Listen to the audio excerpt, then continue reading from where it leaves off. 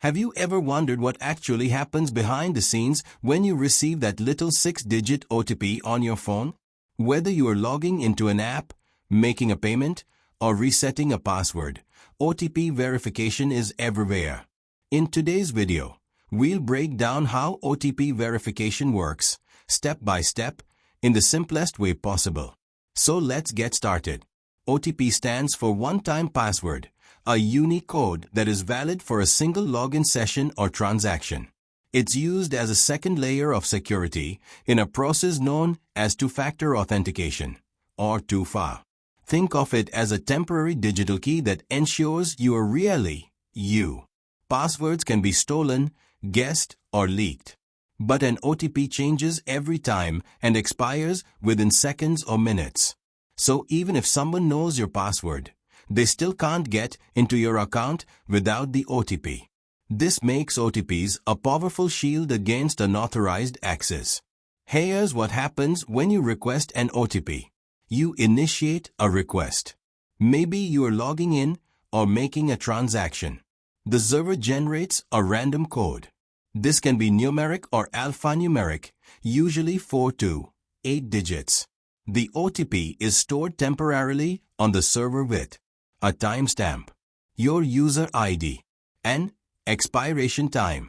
The OTP is delivered to you through SMS, email, or an authenticator app.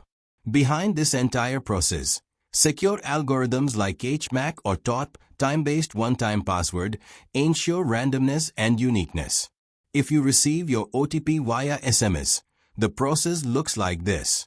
The app sends your phone number plus OTP to an SMS gateway. The gateway forwards it to your mobile operator, and the operator delivers it to your phone. For email OTPs, the server sends it through an email service provider, like Gmail or a custom email API.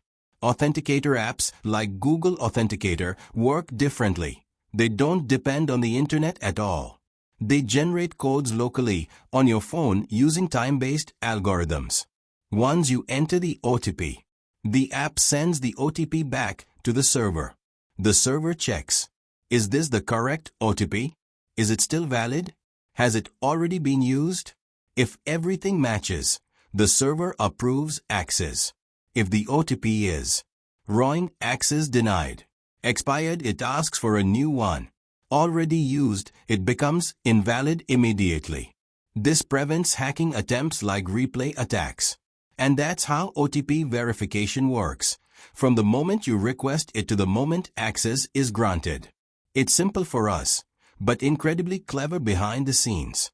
If you found this video helpful, don't forget to like, share, and subscribe for more tech explained videos. Thanks for watching.